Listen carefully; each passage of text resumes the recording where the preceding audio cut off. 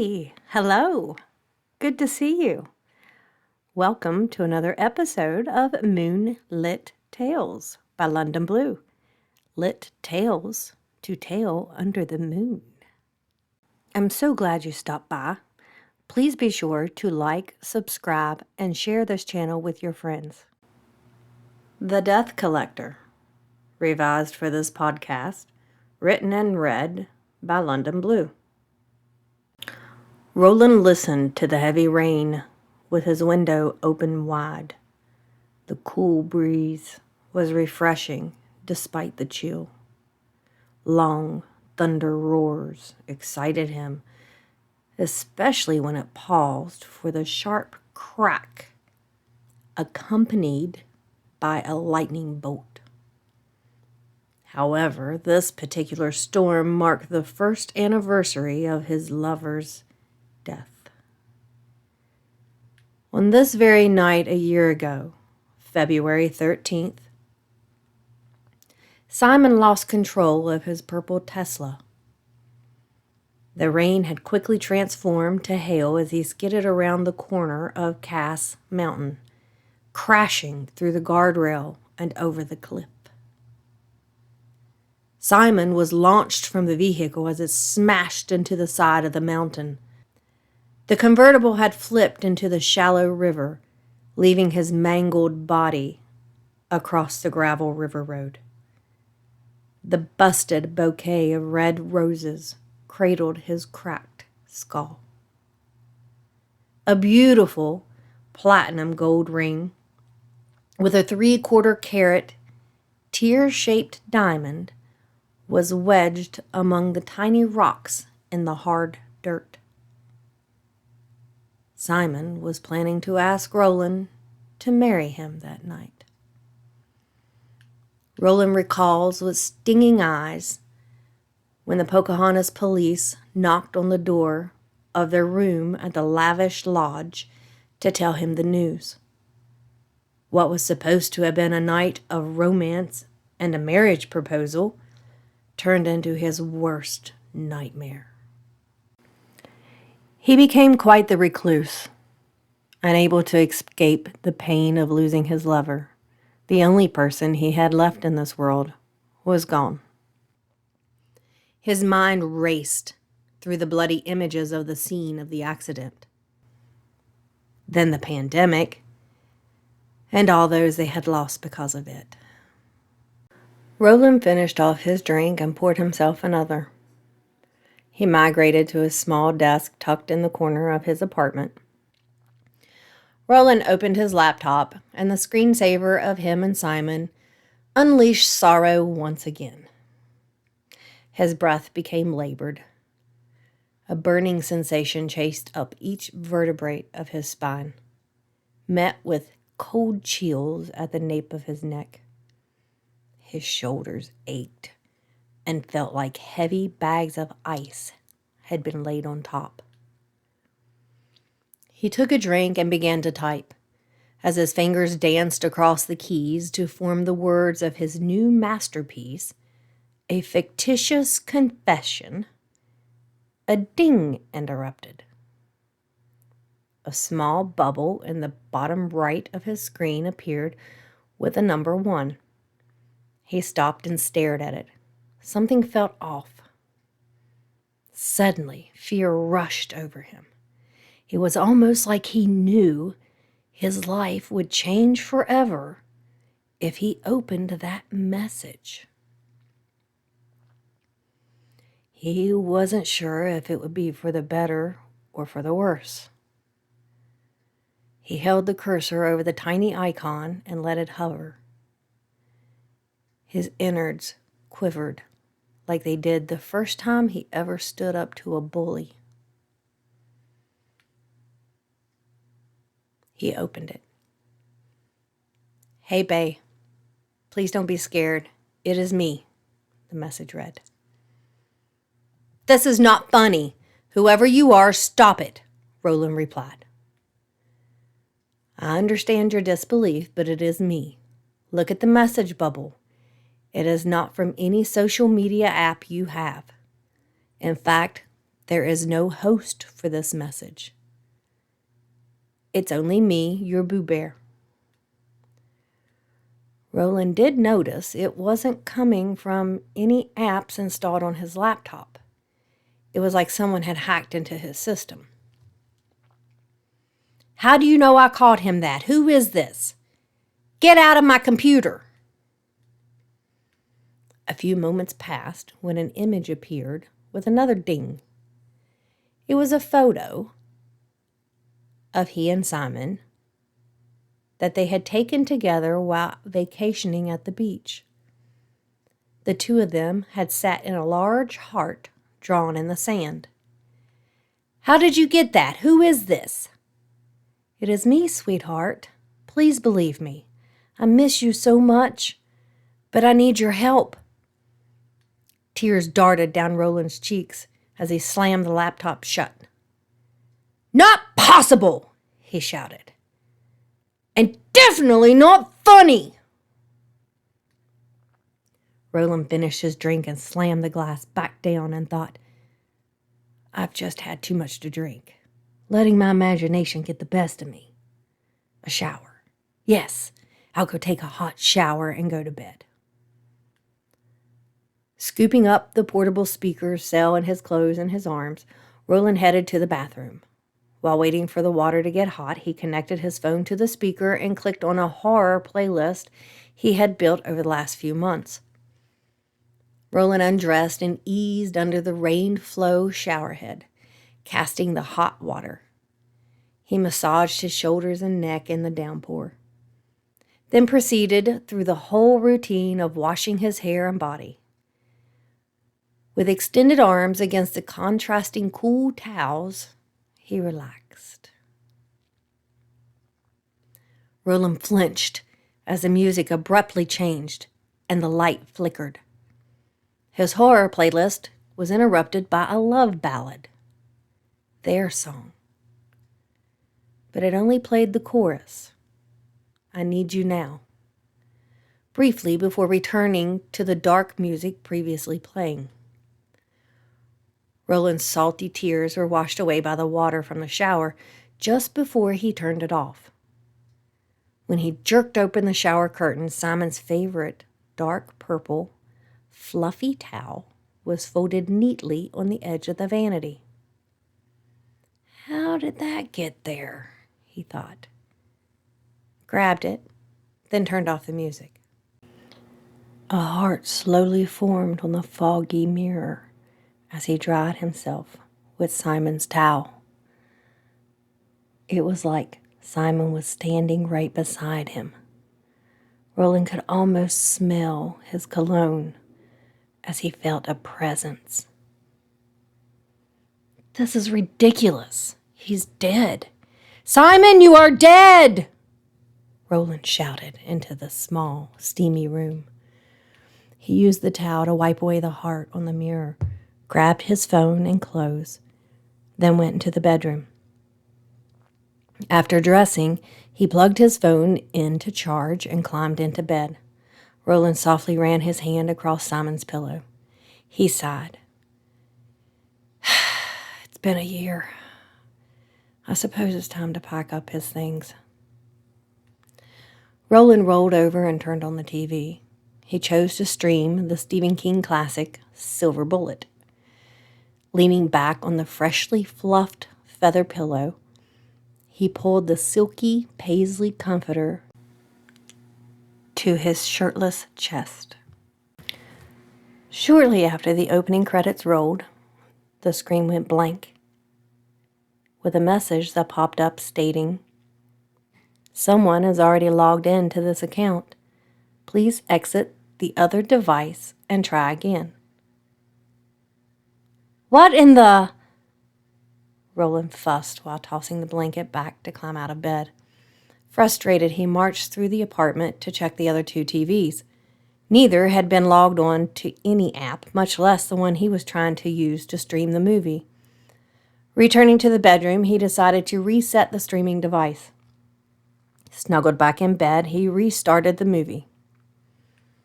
Just as Roland dozed off, he awoke to the sound of love melodies. Somehow, halfway through Silver Bullet, the TV switched programs and tuned into a love songs music channel on an entirely different app. Roland sat up, turned on the lamp beside the bed, and nervously asked, "Simon, is that really you?" The light from the lamp dimmed and then brightened multiple times as if a message was being sent via Morse code.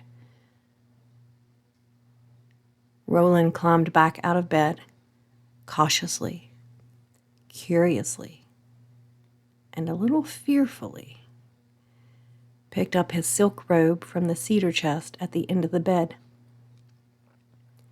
He slid it on slowly and scanned the room for Simon. He was nowhere to be seen. There were no shadows, no creepy apparitions that many report seeing, and not even any weird fog or orbs. Nothing. "Simon, is that you? What do you want?" There were no replies, no flickering of lights, just silence within the dimly lit room. Then suddenly, the TV shut off completely. Startled, Roland jumped. The room was even darker now, without the electronic glow from the box on the wall. "Simon, if it really is you, what do you want?"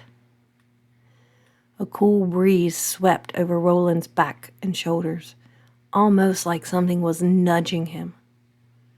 Roland then heard footsteps. The wood floor creaked as someone or something made their way across the room toward the door. He followed.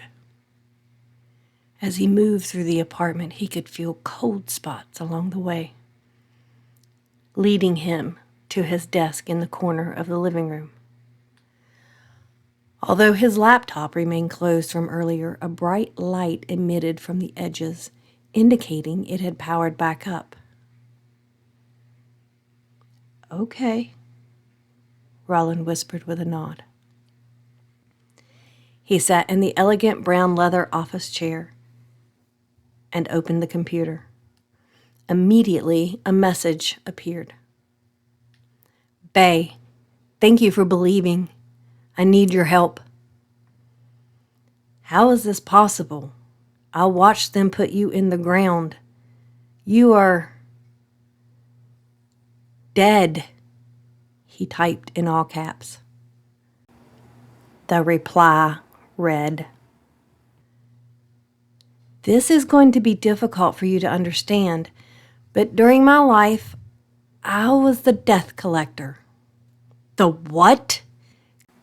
Question mark and exclamation point. "Most people know the role better as the Grim Reaper," Simon's reply stated. "Bullcrap! Explanation point, all caps. I don't know who the heck this is, but this is not funny." "Roland, calm down and hear me out." "Bay, it's true." "Quit calling me that! Who is this?" "It's me, Simon, your Boo Bear. Remember when we met, I told you that I wanted to end it all, that I couldn't live with all the death anymore?" Roland sat for a minute, recalling the memory, then typed, "Yeah." Simon continued, "Well, I didn't mean the death of people I knew. I meant the death of everyone." Roland, feeling his face get heated with anger again, he replied, "Bull! If there were such a thing as a death collector or a reaper, it wouldn't be human, and my Boo Bear definitely was human." That is a grave misconception, Simon answered, and then pleaded. What I say is so, and I need your help. Wanting to really believe it was Simon, Roland asked. If you're telling the truth, how could I help you? Roland, I have to find a successor. Roland immediately replied, typing, Are you crazy? ? Exclamation point.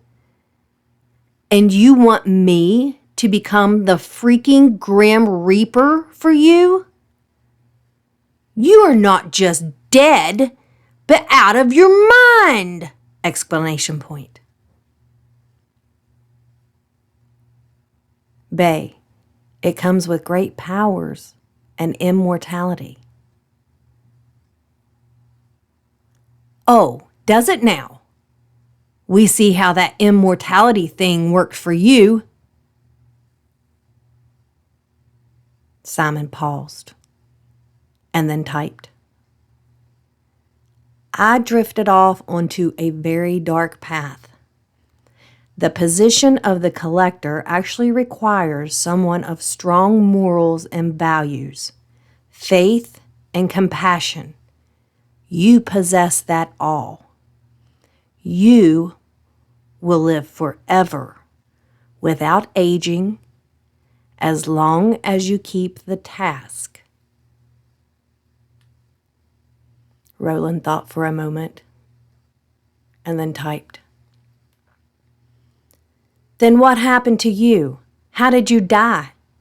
I mean, I know how, but then how? I fell into a lower level, a different state. That night that we met, I had killed somebody. You don't need to know the details. It was an accident. I was already intoxicated when it occurred. I lost my powers and immortality. I began witnessing more horrid deaths of everyone, not just the passing of the worthy. Roland replied, Why me? Simon continued, I need your help. If you will take on my role as the death collector, then I'm allowed to move on. If not, I'll be stuck in impeding darkness, surrounded by all the tortured souls who had committed evil deeds on earth during their lifetime. I've waited so long to contact you, trying to endure it, because I wanted to give you time to mourn and get back on track. Roland sat back in his chair and wiped a tear from the corner of his eye and typed. How could you ask me to do this if you loved me? Simon replied, because it doesn't have to be like what I'm experiencing now. For you, it would be different, beautiful. How so? Roland asked. Because you are a good person. You could live much longer than I did as a collector. But you're stealing people's souls. I never stole souls. That was not my job. The theft of souls takes place during the individual's lives through the temptation and bad choices, not when dying. Death in itself is not dark or tragic for the one experiencing it. Guiding a soul to the other side is a magical moment. When they pass, they are relieved of human suffering. It is indeed beautiful to witness. Roland, chewing on his lip, typed. What about those tormented souls with you now? What about them?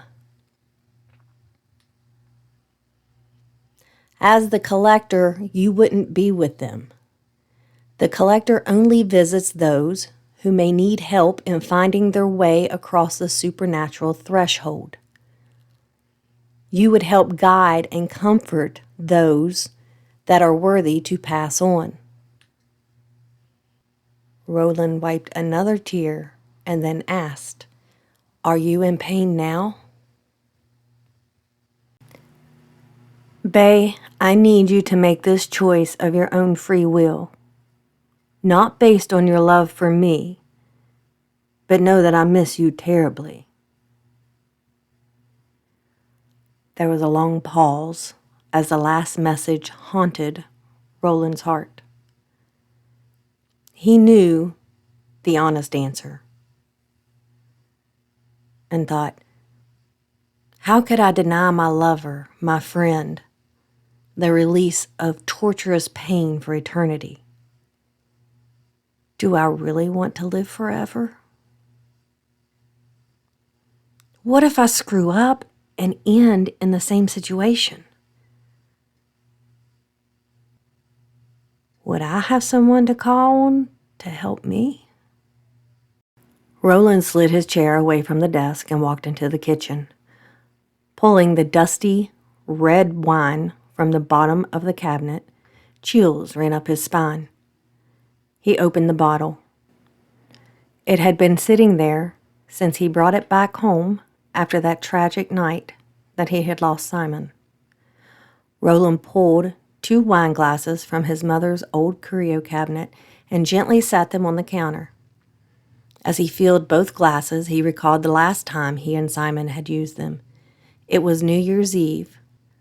Roland insisted they go to the house of Broadway to meet a few mutual friends for a quick drink. He hadn't thought of that night for a long time. In fact, he had tried to forget it. However, his brain began stirring those explicit memories again. His heart dropped into his stomach, crushed by emotion. As Simon walked off to talk to Missy and Laura, Roland entertained Richard and Katie at the bar with a little story he had written. Just as the tale reached its climax, he looked over to find Simon and the girls had disappeared. After finishing the short tale, he excused himself to go look for him. When he finally found him, Simon was sitting on the brick wall just outside the back entrance in the smoking section. Roland asked if everything was okay, but Simon just glared into the dark sky. The unexpected sound of squealing brakes echoed off the side of the building, followed by a loud thump and screams. Roland questioned what had happened, and if they should go look. Simon still sat quietly and clutched tightly to Roland's hand. At least 10 minutes passed before Simon snapped out of his trance and looked at Roland with a disturbed expression. Simon took in a deep breath and then sighed. He grabbed Roland in a firm embrace. Sounds of sirens and flashing lights bounced against the fence and the side of the building. Roland still recalls the uneasiness in Simon's voice when he whispered, "Let's go home." As they made their way through the back gate, Roland looked over his shoulder to see a lady lying on the ground, wedged under a sports car. All that was visible were an arm, a hand with red long fingernails, and long brown hair under the back left tire. Back home, Roland spread a thick plush blanket out in front of the fireplace and poured them both a glass of red wine. The TV was tuned into Times Square celebration so that they could watch the ball drop. The volume, however, was muted. But Simon remained quiet for the better part of the evening. The following day, Roland was watching the news and discovered that the woman hit in the front of the club had passed away on sight. Since Simon had already seemed so upset that night, Roland never told him that it was their acquaintance Laura. Roland's hands trembled as he returned to his desk with the wine glasses. He knew, he thought. He knew he helped her pass over. I get it. Yes, as unsettling as it would be to know when someone was going to die, but to be able to be with them. I get it. Roland held his glass up in a toast. After clinking his against the glass poured for Simon, he gulped down nearly the entire contents. Then he began to type. Simon. No reply. Simon, I get it. You were there for Laura. I understand how and why you say it can be beautiful to be the collector. And if it helps you to cross over, if it releases you from the pain and torment.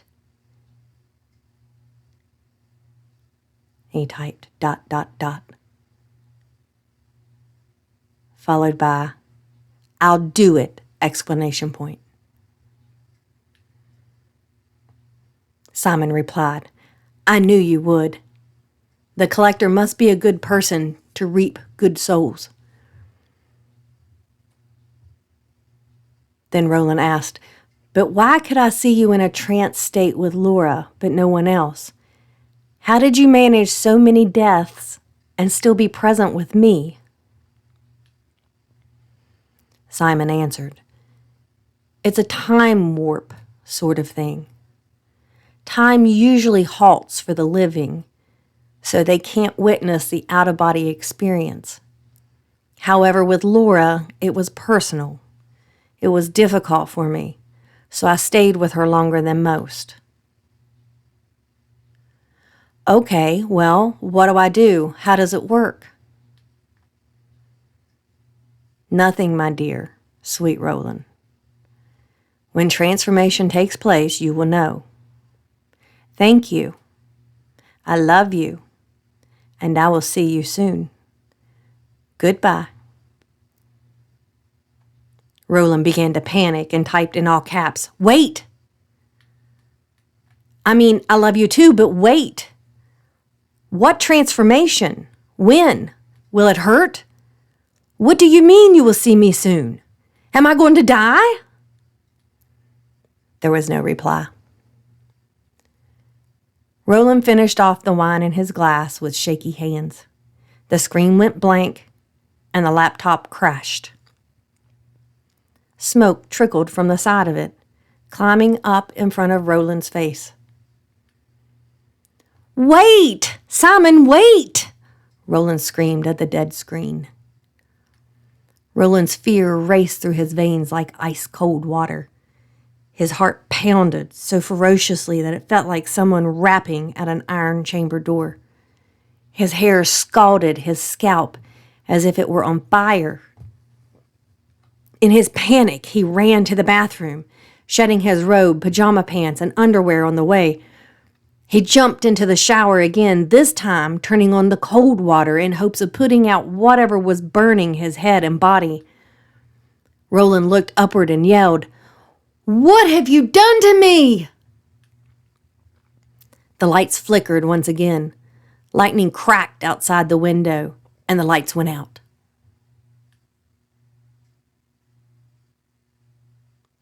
The next morning, Roland awoke in his bed. He quickly grabbed his head and then ran his hands over his chest. Yanking back the covers, he inspected his legs. Everything seemed normal. Sitting on the side of the bed, he thought to himself, wow, what a crazy dream. He went into the kitchen to put on a fresh pot of coffee when he noticed the half-empty wine bottle on the counter.